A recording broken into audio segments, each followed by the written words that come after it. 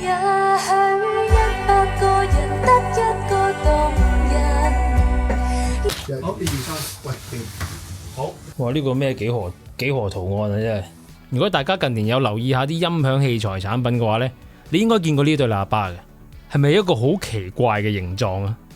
嗱，呢對呢就係丹麥 Audio Victor Trapeze Reimagine 3路大座地啊，好似好大隻咁。究竟點擺位呢？其實佢雖然係3路12寸大低音，但係佢矮矮地、薄薄地，高度88 cm 都唔夠，深度就得個尺零，反而可以有啲融入家中嘅擺法啱你喎。同埋呢對喇叭仲有一個其他人好少有嘅優點，就係非常之易夾擴音機啊！易夾到呢有掣俾你拍嘅，拍完之後呢咩大細瓦數膽石機全部都受到。嗱，平時大家睇喇叭來來去去都係咁上下嘅啫，呢一對真係好唔同。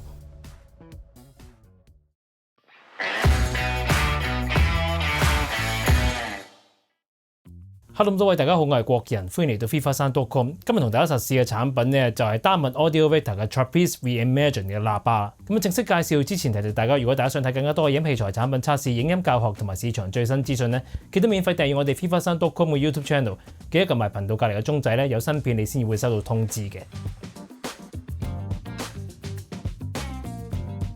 咁而家我哋想開喇叭啦，係啦，仲有嗰邊咯。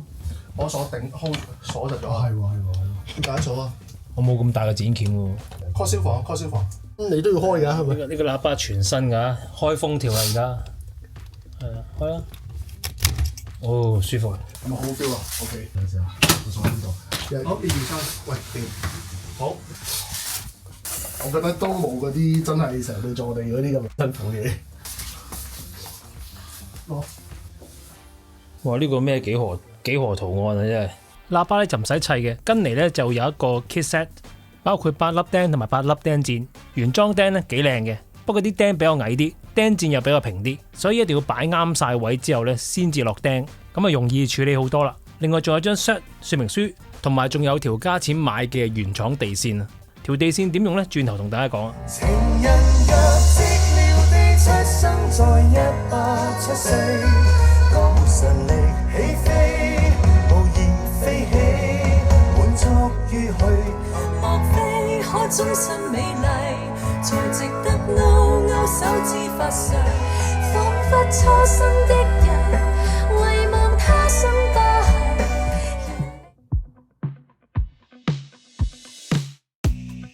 Audio Victor 係喺1977年喺丹麥嘅首都哥本哈根成立嘅。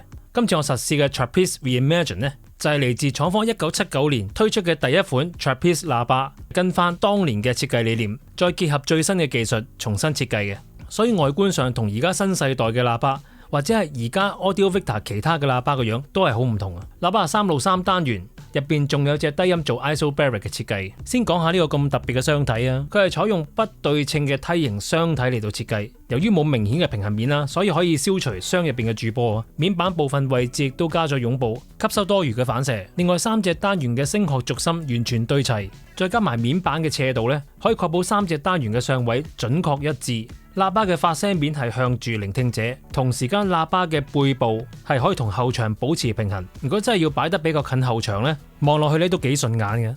箱身呢就係用高密度木板製造，再人手貼上實木木皮，箱入邊再加支架加固，進一步減低陰染同埋失真。廠方提供嘅木皮呢有4款啦，咁我今次試過呢就係 Italian Walnut， 我個人就覺得非常之靚。喇叭嘅底座呢就係採用 Double Mechanical Decoupling 嘅設計，兩塊鋁板中間再加咗碳鋼珠嚟到去做退偶嘅。呢種設計呢係可以減少箱體同埋地面之間嘅共振傳遞啊，係可以幫助提升聲音嘅透明度同埋音場立體嘅表現啊。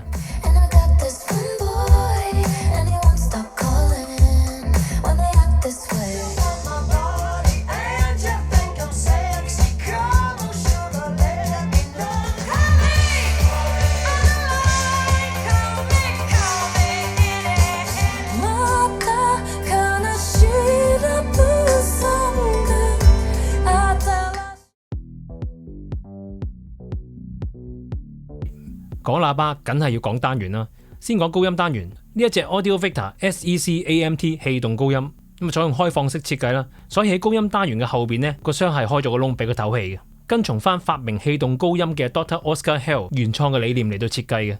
採用輕巧而高控制力嘅 Mylar 膜片，再用鋁條嚟到做導電結構啊，用上 M51 鋁磁鐵嚟到提供強勁嘅磁場啦，具有高度嘅內部阻尼，失真極低啊，發聲面積總共達到3800平方毫米咁大啊。中音方面呢，5寸直徑嘅鋁磁中音，振膜咧係經特殊處理過嘅指盤，再配合無磁製嘅音圈，改善聲音線性同埋響應嘅速度啊。單元嘅弦邊呢係用廠方名為 Concertina 嘅風琴狀單元弦邊，令到聲音活潑有彈性啊。嚟到重頭戲12寸直徑嘅自家設計低音單元啦，都係纖維指盤振膜，長沖程設計，4寸音圈 Concertina 風琴弦邊。另外呢個音箱嘅底部仲有一隻8寸嘅 Isobaric 輔助單元啦，令到喇叭嘅低頻質量兼備啊。喇叭線接線柱咧就係 single wire 單線設計啦，大型焦插叉插都好容易接駁噶啦。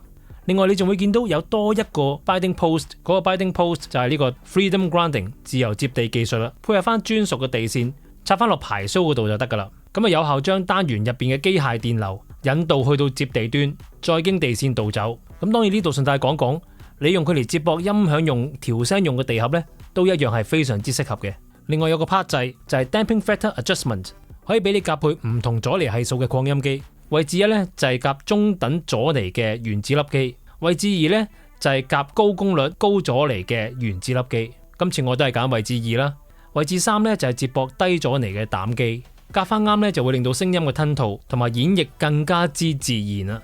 好，咁我睇睇規格啦。頻率響應呢23 Hz 去到53 kHz， 壓定阻抗係8盎，靈敏度係88 dB， 分頻點分別定於500 Hz 同埋3 kHz 嘅。咁尺寸呢就如圖所示，重量呢官方網站一路都冇講，揾到去對喇叭嘅白皮書最後嗰段你先至見到，重量一對係50公斤。明天我要嫁給你了，明天我要嫁給你了，幻想得到的優美。The pipes are calling. Please don't put your lips so close to my cheek.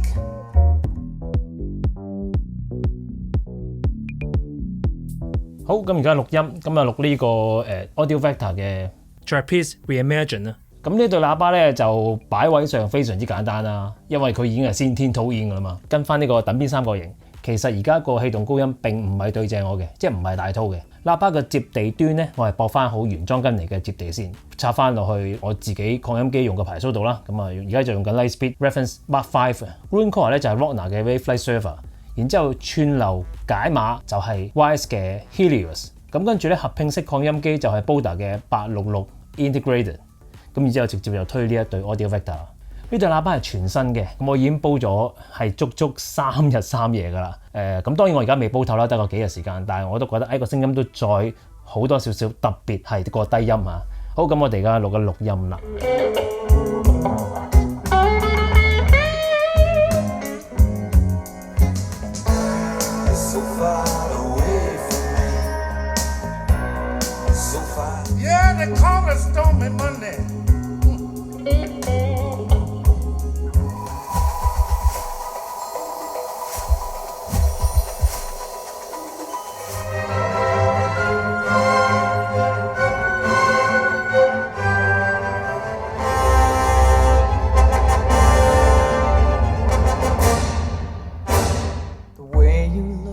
I understand you were not impressed.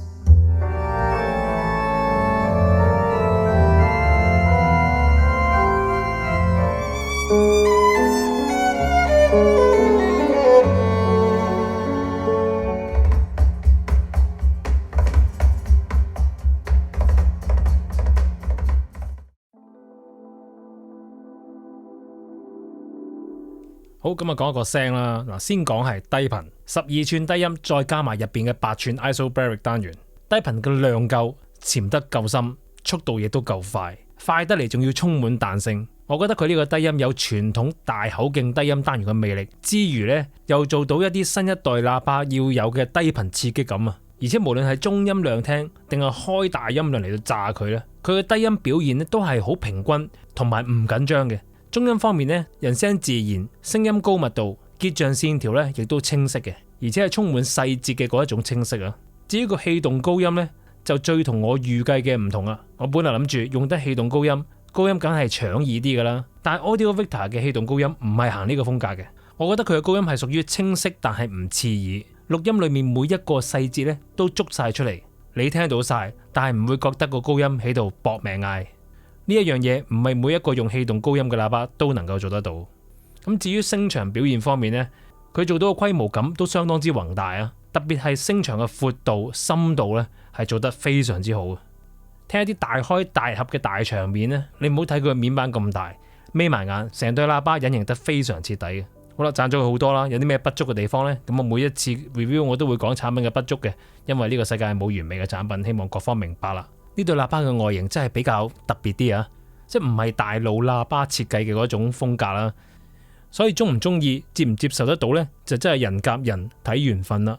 同埋佢嘅聲場雖然唔係矮，但係亦都唔可以稱得上係高啊。中唔中意呢，又要你自己聽過先知啊。但係有一樣嘢係事實，就係佢比一般嘅大座地喇叭比較矮啲，高度只係得88 cm 咋。對於一啲想聽大喇叭但係又唔中意喇叭太高身嘅朋友嚟講呢，反而係啱佢。仲有呢對喇叭唔單止唔會太高，而且佢仲薄薄地添。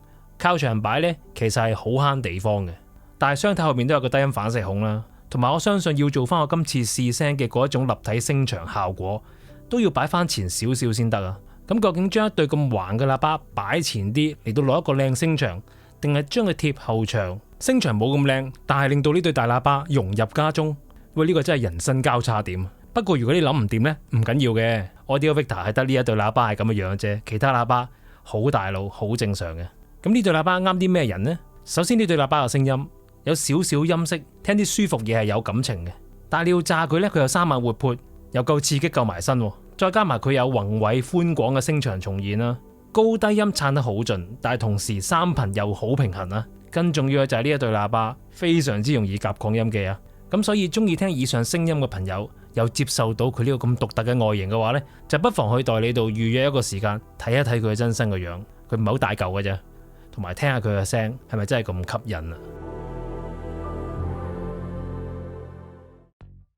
實試嚟到呢度啦，有興趣嘅朋友咧，記得喺本片說明欄裏面睇睇賣幾多錢，同埋向上呢個雅詠音響約個試聽啦。今日嘅影片就嚟到呢度為止，中意我哋拍片嘅朋友俾個 like 我哋啦，未訂閱我哋 channel 嘅記得訂閱啦，訂閱咗之後記得撳住 channel 隔籬嘅鐘仔，有新片出嚟第一時間收到通知。咁啊，除咗呢對喇叭之外咧，我哋最近都試咗好多唔同類型嘅音響產品嘅，咁呢個啱唔啱睇呢？啱睇可以睇埋佢啦。咁今集嘅測試報告嚟到呢度為止，下條片再見，係咁，拜拜。